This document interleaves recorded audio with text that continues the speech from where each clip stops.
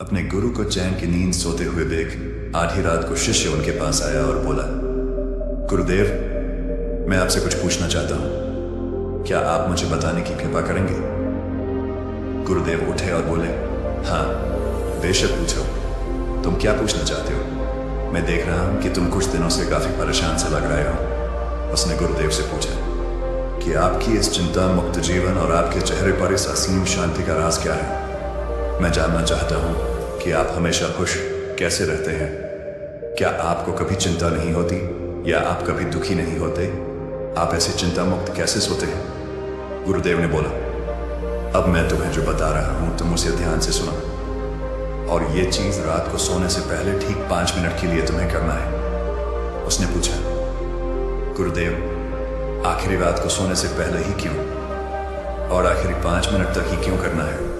गुरुदेव ने बोला, तुम मेरी बातों को ध्यान से सुनो, क्योंकि यह बातें तुम्हारी जिंदगी बदलने वाली है। रात को सोने से पूर्व 5 मिनट तक तुम अगर इस काम को करोगे तो तुम्हें जिंदगी में हर वो चीज मिलेंगे जो तुम चाहते हो। धन, दौलत, शौहरत, असीम शांति और खुशियां सब कुछ तुम्हें मिलेगी। लेकिन इसके लिए बस नियम यही है कि तुम्हें यह काम करना पड़ेगा। उसने बोला, जी गुरुदेव, आप जो बताएं मैं उसे करने की जरूर कोशिश करूंगा। उन्होंने बोला, ठीक है, फिर तुम मेरी बातों को ध्यान नहीं सुनो। आज मैं तुमको मस्तिष्क के असीम शक्तियां के बारे में अवगत कराने जा रहा हूं कि तुम्हारे दिमाग के पास कितनी शक्ति है।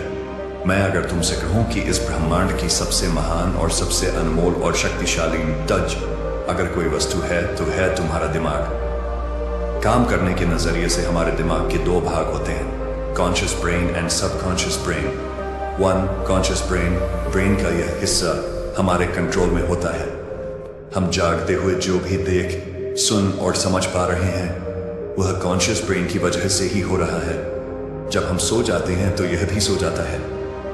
सबकॉन्शियस ब्रेन का यह पार्ट हमारे कंट्रोल में नहीं होता। जब हम सो जाते हैं यह तब भी जगता है। सपने आदि इसी की वजह से आते हैं। चेतन मन और अवचेतन मन को एक उदाहरण द्वारा समझा जा सकता है। जब भी कोई व्यक्ति पहली बार साइकिल चलाना सीख रहा होता है तो उसे साइकिल को ध्यानपूर्वक नियंत्रित करना होता है। शुरुआत में वह संतुलन नहीं बना पाता और थोड़ा डरा हुआ भी रहता है, लेकिन कुछ दिनों बाद जब वह साइकिल चलाना सीख जाता है तो अब उसे साइकिल को नियंत्रित करने के बारे में सोचने की भी आवश्यकता नहीं होती। अब साइकिल अपने आप नियंत्रित हो जाती है और अब तो वह मित्रों के साथ बातचीत करते हुए या कोई और कार्य करते हुए भी साइकिल चला सकता है। ऐसा क्यों होता है? शुरुआत में जब व्यक्ति पहली बार साइकिल चलाना सीख रहा होता है तो वह अपना चेतन मन, कॉन्शियस माइंड इस्तेमाल कर रहा होता है।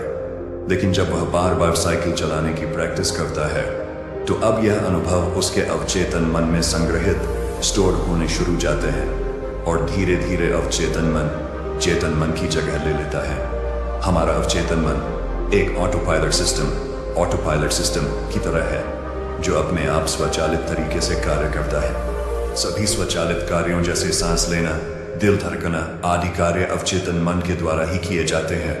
हमारी आदतें एवं रोजमर्रा के सभी कार्यों में अवचेतन मन का महत्वपूर्ण योगदान होता है। हमारे हर एक विचार का हमारे अवचेतन मन पर महत्वपूर्ण प्रभाव पड़ डलता है। या ये कह सकते हैं कि हम जो कुछ भी सोचते हैं या करते हैं उससे हमारे अवचेतन मन की प्रोग्रामिंग होती जाती है और फिर बाद में धीरे धीरे अवचेतन मन उस कार्य को नियंत्रित करने लगता है। हमारी आदतों और धारणाओं का निर्माण भी ऐसे ही होता है और बाद में वह आदत स्वचालित रूप से अवचेतन मन के द्वारा नियंत्रित होती है। यह हम पर निर्भर करता है कि हम अपने अवचेतन मन की प्रोग्रामिंग कैसे करते हैं। एक बार प्रोग्रामिंग हो जाने के बाद अवचेतन मन उसी के अनुसार कार्य करने लगता है। चाहे वह कार्य गलत हो या सही, चेतन मन, कॉन्शियस माइंड को विचारों का चौकीदार या गेटकीपर भी कहा जा सकता है। दरअसल हमारा हर विचार एक बीज की तरह है और हमारा अवचेतन मन एक बगीचे की तरह है। हमारा चेतन मन यह निर्णय करता है कि अवचेतन मन में कौन सा बीज बोना है और कौन सा नहीं। हम कभी कभी अनजाने में अपने अवचेतन मन की गलत प्रोग्रामिंग कर देते हैं। जैसे अगर मैं यह सोचता हूँ आज मैं यह काम कल करूंगा तो यह छोटा सा विचार धीरे धीरे मेरे कार्य को कल पर टालने की आदत बन सकता है। इतना सब सुनकर उसने गुरुजी से पूछा, लेकिन इसका नींद सी से क्या तात्पर्य है? और सोने से पहले 5 मिनट तक हमें क्या करना है और चिंता मुक्त जीवन का रहस्य क्या है, आप वो हमें बताए। गुरुदेव ने बोला, हर चीज को सीखने की जल्दी अक्सर इंसान को गलत जानकारी देती है। वो गलत जानकारी किसी काम के नहीं होती, इसीलिए सब्र और धैर्य के साथ बातों को सुनने की आदत डालो। गुरुदेव ने बोला, क्या तुमको पता है कि चेतन मस्तिष्क हमारे ब्रेन पावर का सिर्फ 5% इस्तेमाल करता है। यही दूसरी तरफ आपकी फीलिंग, हैप्पी, बिलीव, सिस्टम, यादें, अनुभव और भी बहुत सारी चीज जो स्वतः चलती है, जैसे सांस लेना, देखना, पल के झुकना, हृदय की धड़कन महसूस करना, ये सभी चीज आपका सबकॉन्शियस मन कंट्रोल करता है। ये आपकी ब्रेन पावर का 95% इस्तेमाल करता है।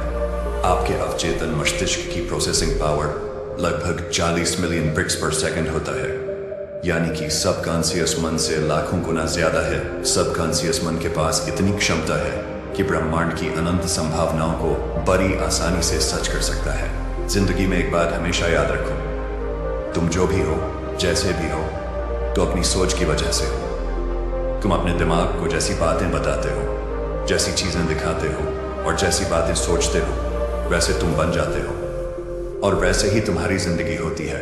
और इन्हीं वजहों से सुख, दुख और तुम्हारे मन का सुकून, शांति, सब कुछ मिलता है और सब कुछ खो भी जाता है। इसीलिए खुद को सही दिशा देना जरूरी है। क्या तुमने कभी ऐसा अनुभव किया है कि जब तुम सोते हो तब तुम ऐसे घटना के बारे में सपना देखते हो जिससे आप सोने से चंद मिनट पहले सोचा था या बोला, देखा या सुना होगा? अगर आपके साथ ऐसा कुछ अनुभव हुआ है। उसने बोला, हाँ गुरुजी।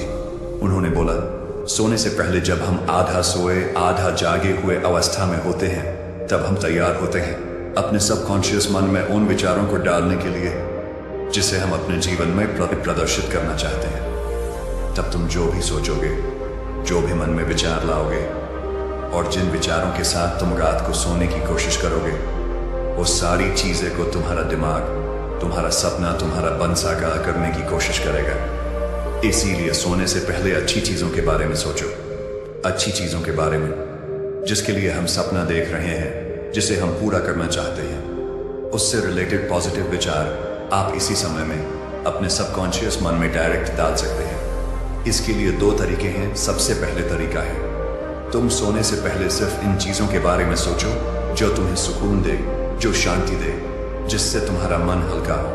आंख बंद करके तुम ये सोचो, आज का पूरा दिन बिताकर मैं हमेशा की तरह ये आज के आखिरी 10 मिनट खुद को दे रहा हूं। मैं सबसे पहले उनको माफ करता हूं जिन्होंने आज मुझ पर गुस्सा किया।